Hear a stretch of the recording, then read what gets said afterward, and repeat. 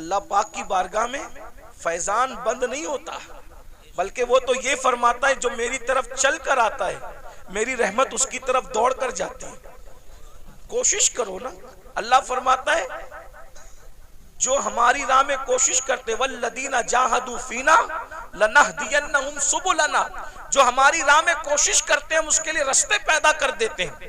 اور سیدنا امام جعفر صادق علی جدی علیہ السلام فرماتے ہیں اللہ تک پہنچنے کے اتنے زیادہ رستے ہیں، زمین پر جتنے بکھرے ہوئے ذرات ہیں اس سے زیادہ اللہ تک پہنچنے کے راستے موجود ہیں۔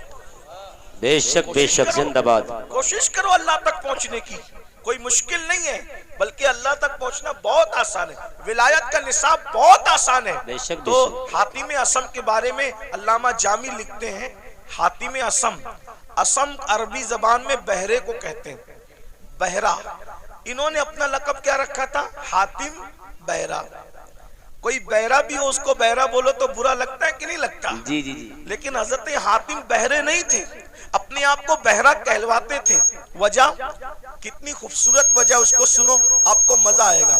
ایک بوڑھی عورت بڈھی حاتم اسم سے مسئلہ پوچھنے آئی، ان کو اس وقت تک اسم نہیں کہتے تھے، حاتم کہتے تھے۔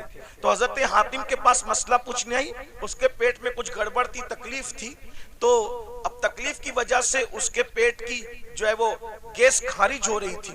تو اس نے سوچا کہ اتنے بڑے بزرگ ہیں، یہاں ایسا ہو جائے تو اچھی بات نہیں۔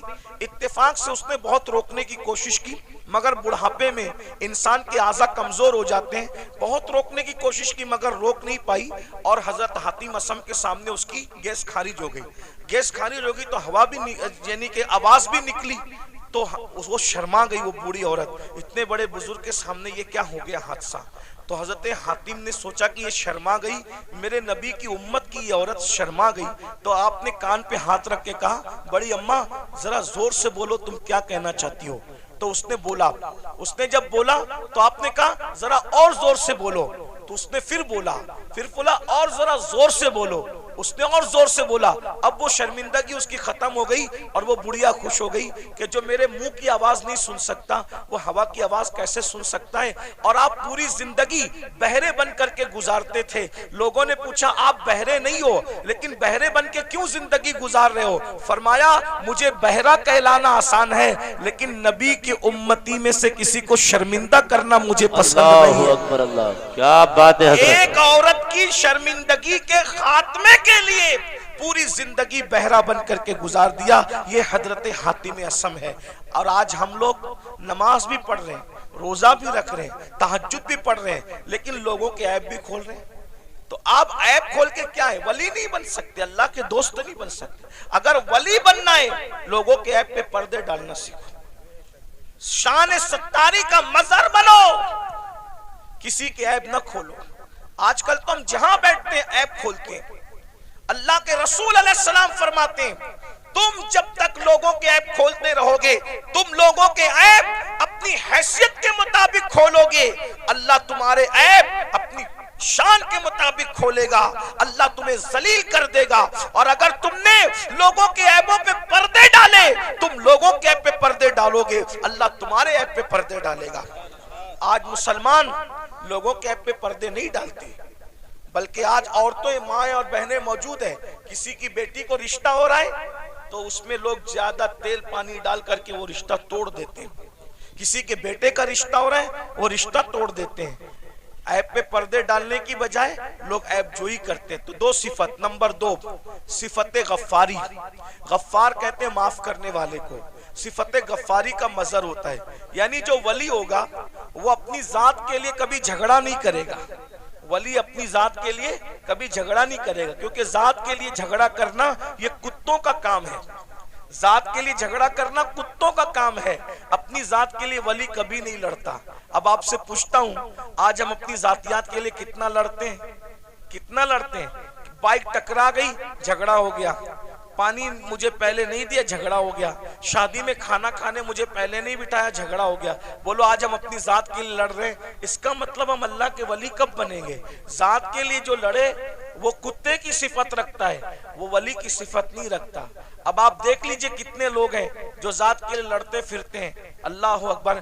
ایک واقعہ اس پر بھی سن لیں کہ ایک بزرگ کے پاس ایک مرید آیا اور وہ مرید آ کر کے کہتا ہے حضرت آپ مجھے اسم اعظم سکھا دیں، اگر آپ نے مجھے اسم اعظم سکھا دیا تو میں اس اسم اعظم کے ذریعے سے بہت کام لوں گا۔ اسم اعظم کیا ہے اس کو سن لیں۔ اسم اعظم کہتے ہیں اس اللہ کے اس نام کو اگر مردے پہ پڑھ دو تو مردہ زندہ ہو جائے، زندے کو پڑھ کے گھور دو تو زندہ مر جائے۔ اسم اعظم کی بڑی برکت ہے، فرشتے پڑھتے پڑھتے پلک کے جھپکتے آسمان پہ جاتے ہیں اور آسمان سے زمین پہ آتے ہیں۔ تو چونکہ اسم اعظم بہت بڑی چیز ہے، صوفیہ نے اس کو چھپا رکھا ہے، اللہ نے بھی اس کو چھپا رکھا ہے، یہ سب کو نہیں بتایا جاتا، جو اس کا حقدار ہوتا ہے اسی کے دل پر القا کیا جاتا ہے۔ تو مرید اپنے پیر سے کہتا ہے اسم اعظم سکھا دیں۔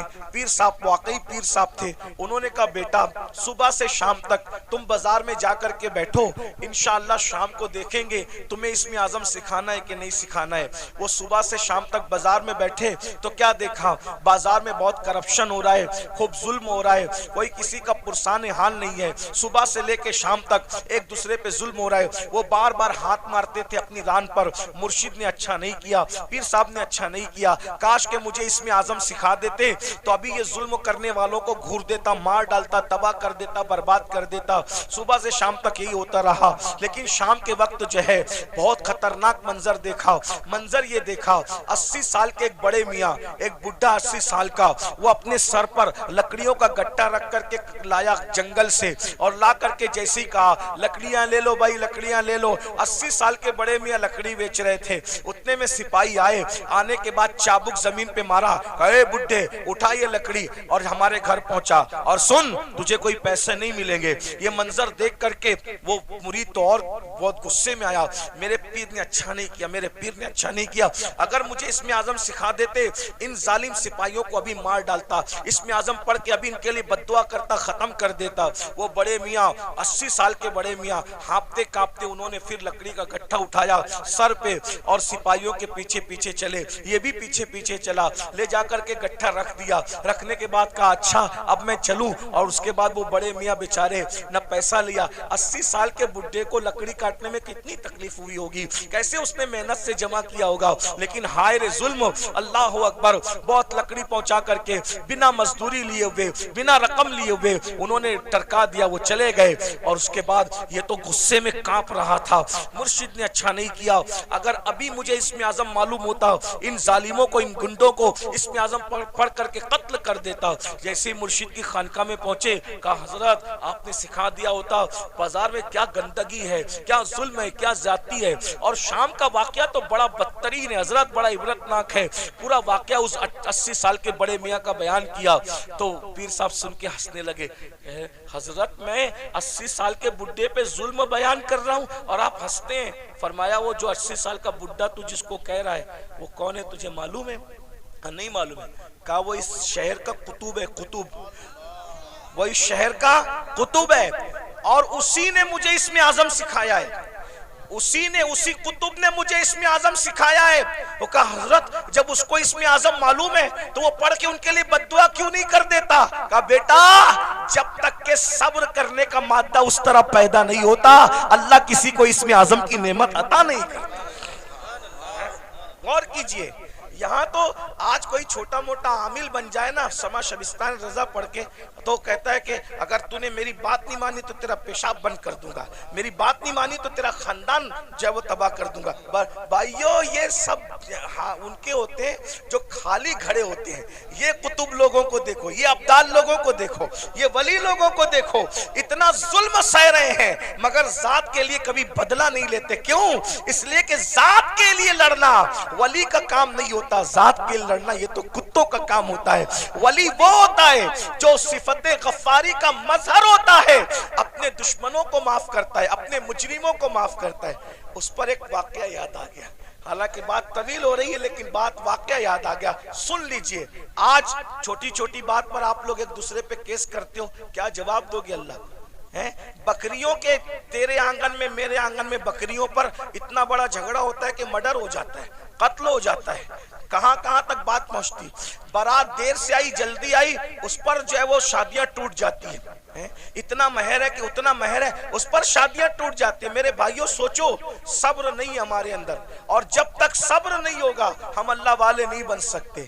ایک دن کیا ہوا، امام حسین کے قاتلوں میں سے قاتل مدینہ منورہ آیا، مدینہ طیبہ آیا، اور جب مدینہ طیبہ آیا تو لوگوں نے سوچا کہ قاتل امام حسین، قاتلوں میں سے قاتل مدینہ منورہ آیا، تو سارے مدینے والوں نے امام حسین کی محبت میں اپنے دروازے بند کر دیے، سب نے دروازے بند کر دیے، سب کے دروازے بند ہو گئے۔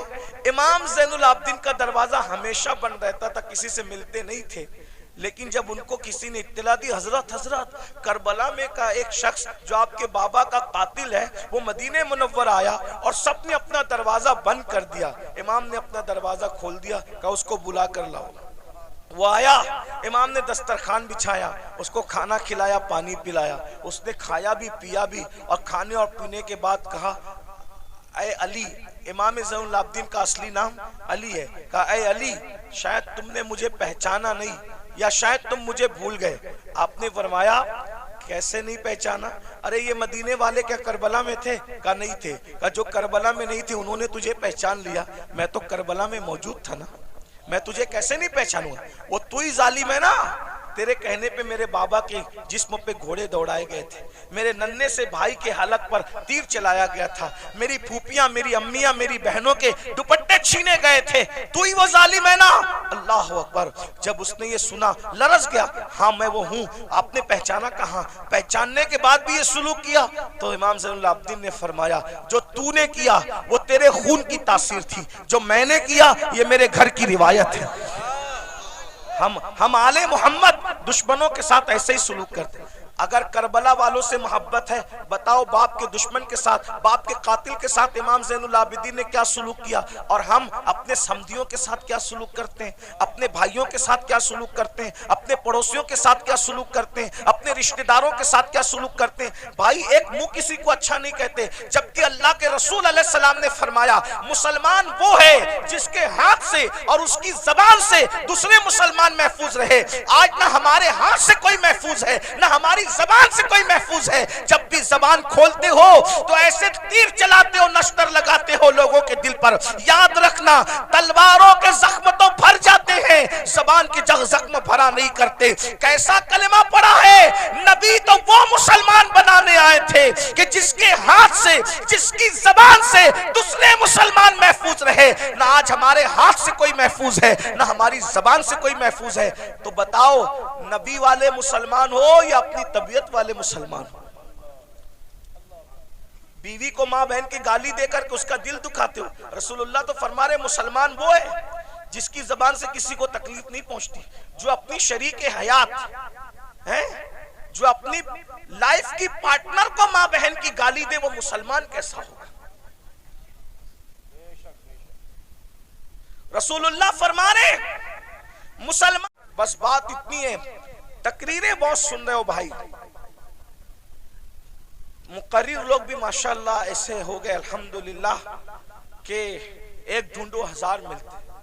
آج میں آپ کے سامنے ولی کون ہوتا ہے اس کو پیش کرتا ہوں، اپنی طرف سے نہیں، ہمارے مرشد قطب الاقطاب غوث الاغواث شیخ الشیوخ غیاث الکونین سیدنا شیخ عبد القادر جیلانی رضی اللہ تعالیٰ ارشاد فرماتے ہیں، غوث پاک فرماتے ہیں جب تک کسی انسان کے اندر 12 صفات پیدا نہ ہو جائے اس وقت تک وہ اللہ کا ولی نہیں ہو سکتا۔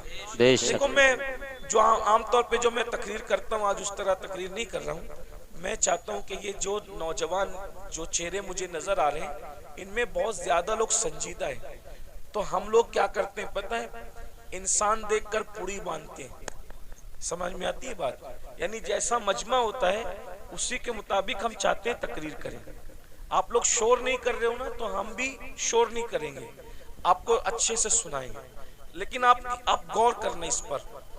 میں نہیں کہہ رہا ہوں، جس غوث اعظم کے در سے ولایت بڑھتی ہے، جو خود ولی بناتا ہے، بے شک حق ہے، تو وہ خود فرما رہے جب کسی انسان کے اندر 12 چیزیں جمع ہوتی ہیں تب وہ اللہ کا ولی ہوتا ہے۔ بے شک 12 میں سے ایک بھی اگر کم ہوئی تو وہ نیک تو ہو سکتا ہے مگر ولی نہیں ہو سکتا ہے نا۔ بے شک بے اب شک۔ اس کا اب کون ولی ہوتا ہے؟ تب مرشد غوث پاک کی بات سن لو جلدی سے، بہت ٹائم بھی نہیں لوں گا۔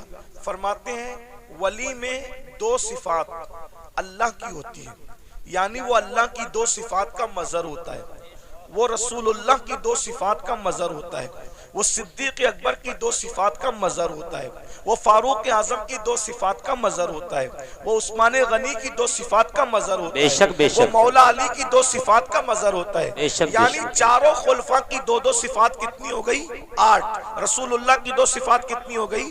10۔ اللہ کی دو صفات کتنی ہو گئی؟ 12۔ یعنی جب تک وہ 12 صفات کا مظہر نہ ہو جائے اس وقت تک وہ اللہ کا ولی نہیں ہوتا ہے۔ اب سیدنا غوث پاک نے چاروں خلفاء کی دو دو صفات بیان کی، مطلب کیا بیان کیا؟ ولی نہ کبھی رافضی بن سکتا ہے، نہ ولی کبھی ناسبی بن سکتا ہے، ولی ناسبی بھی نہیں بن سکتا، رافضی بھی نہیں بن سکتا، جو ولی بنے گا وہ اہل سنت و جماعت میں سے بنے۔ کیا بات ہے حضرت، ماشاءاللہ ماشاءاللہ۔ ناسبی کی اہل بیت سے نہیں جمتی، ناسبی کی اہل بیت سے نہیں جمتی، اور رافضی کی صدیق و عمر سے نہیں جمتی، حالانکہ جب تک ان کی صفات پیدا نہ کرے اس وقت تک وہ ولی نہیں ہو سکتا۔ اسی لیے پوری دنیا کے اندر پوری امت جن کی ولایت پر متفق ہے، سارے ولیوں کو پڑھ کر دیکھ لو، سب کا تعلق نہ ناسبیوں میں ہوگا نہ رافضیوں میں ہوگا، ہر ولی آپ کو صرف اور صرف اہل سنت و جماعت میں نظر آئے۔ حق ہے، بے شک زندہ باد زندہ باد، ماشاءاللہ۔ شاہ جمال الاولیاء کو دیکھ لیجئے، ان کا تعلق اہل سنت و جماعت سے ہے نا۔ اسی طریقے سے آپ محبوب الہی کو دیکھ لیجئے، ان کا تعلق اہل سنت و جماعت سے۔ اسی طرح قطب الدین بختیار کاکی کو دیکھ لیجئے، ان کا تعلق اہل سنت و جماعت سے۔ سیدنا مخدوم اشرف جہانگیر سمنانی کو دیکھ لو، ان کا تعلق بھی اہل سنت و جماعت سے ہے۔ 90 لاکھ منکروں کو ایمان کی دولت عطا کرنے والے غریب نواز کا تعلق بھی اہل سنت و جماعت سے۔ واہ واہ واہ، ماشاءاللہ۔ اب آپ کو پتا چلا جن کے اندر ولی جیسے ہیرے ہیں وہ صرف اور صرف اہل سنت و جماعت ہے، ورنہ میں ناسبیوں کو بھی چیلنج کرتا ہوں اور رافضیوں کو بھی چیلنج کرتا ہوں، ایک ولی لا کر بتا دو، کیا بات ہے حضرت، بے شک ایک ولی بتا دو اپنی جماعت میں جو تمہارے عقیدے کی تائید کرتا ہوں، نہیں ملے گا، سارے ولی اہل سنت میں ملے گا۔ بے شک اب بتاؤ آپ کو وہ راستہ چلنا ہے جس میں کوئی ولی ہی نہیں، یا وہ راستہ چلنا ہے جس میں ولی ہی ولی ہے؟ بے شک یہ فیصلہ آپ کو کرنا ہے نا، بے شک یہ فیصلہ آپ کو کرنا ہے۔ اور رافضیوں نے ڈھونڈ ڈھانڈ کر ایک ولی نکالا تھا، کہا کہ لال شہباز قلندر ہماری جماعت کے ولی ہیں۔ تو لال شہباز قلندر کے بارے میں ہم نے پوچھا کہ لال شہباز قلندر کا نام تو بتاؤ۔ لال شہباز قلندر کوئی نام تھوڑی ہوتا ہے، یہ تو ان کا لقب ہے۔ رافضی ڈھونڈ ڈھانڈ کر کے لائے ایک ولی کو، کہا یہ ہمارا ولی ہے۔ ہم نے کہا آپ کا ہے، قبضہ آپ کا ہو سکتا ہے درگاہ پر، لیکن پہلے اس کا نام تو بتاؤ، نام کیا ہے؟ جب نام ڈھونڈ کر کے لائے تو کیا نام نکلا؟ سید عثمان مروندی۔ میں نے کہا رافضی لوگ تو عثمان نام رکھتے ہی نہیں، یہ نام بھی تو اہل سنت و جماعت کا ہے، واہ واہ واہ، یہ نام بھی تو اہل سنت و جماعت کا ہے۔ تو لال شہباز قلندر سید بادشاہ ضرور ہے، لیکن اس کا نام بھی کیا ہے؟ عثمان ہے، اور عثمان نام آپ کو کبھی رافضیوں میں نہیں ملے گا، ابو بکر نام آپ کو سنیوں میں ملے گا، عمر نام آپ کو سنیوں میں ملے گا، عثمان نام آپ کو سنیوں میں ملے گا۔ اب آپ کو اتنا پتا چل گیا رافضی یہ نام نہیں رکھتے، لیکن ایک بات میں آپ کو بتا دوں، اب سنی کون کون؟ تو اللہ اکبر، ہم مولا علی کے گھر میں دیکھتے ہیں تو وہاں پر ابو بکر نام کا بیٹا بھی مل رہا ہے، عمر نام کا بیٹا بھی مل رہا ہے، عثمان نام کا بیٹا بھی مل رہا ہے۔ اللہ اکبر، اندازہ فرمائے۔ تو اس لیے وہ راستہ اختیار کرو جس راستے پہ مولا علی تھے، وہ راستہ اختیار کرو جس راستے پہ امام حسن تھے، وہ راستہ اختیار کرو جس پر امام حسین تھے۔ اب وہ 12 صفات کون سی ہے اس کو سن لیجئے۔ 2 صفات، اللہ کی 2 صفات کا مظہر ہوتا ہے۔ اللہ کی 2 صفات کیا ہے؟ صفت ستاری اور صفت غفاری۔ صفت ستاری اور صفت غفاری، یعنی جو ولی ہوگا ستاری صفت کا مظہر ہوگا۔ ستار کس کو کہتے ہیں؟ عیب چھپانے والا۔ یعنی جو ولی لوگ ہوتے ہیں نا، وہ لوگوں کے عیب ظاہر نہیں کرتے، وہ لوگوں کے عیبوں پہ پردے ڈالتے ہیں۔ جی جی، اب آپ اس میں چیک کر لیجئے کتنے رضی اللہ اور کتنے رحمت اللہ علیہ باہر نکل رہے ہیں، دیکھیے۔ جی جی جی جی، کیا بات ہے حضرت، جی جی جی، غور کیجئے نا، اس لیے کہ ہاتھ میں تسبیح اور بغل میں مصلی، اس سے ولی نہیں بنتا، اللہ کی شان ستاری کا مظہر بنتا ہے، یعنی وہ کسی کا عیب کھولتا نہیں ہے۔ اسی لیے آپ دیکھ لیں वली लोग कभी आपको किसी की गीबत करते नहीं मिले, बेशक बेशक। वली लोग कभी किसी के ऐप से, वो ऐप पे पर्दे डालते हैं। कैसे पर्दे डालते हैं उसकी एक मिसाल बताऊं आपको, देखिए कैसे पर्दे डालते हैं। एक बहुत बड़े वली हैं हजरत हातिम असम, अल्लामा अब्दुल रहमान जामी रहमतुल्लाह अलैह ने अपनी किताब नफातुल उन्स में ये वाकया लिखा, आप भी वली बन सकते हो, विलायत का दरवाजा बंद नहीं हुआ, वली आप भी बन सकते हो। 12 सिफात सुन लो, अपने अंदर पैदा करो।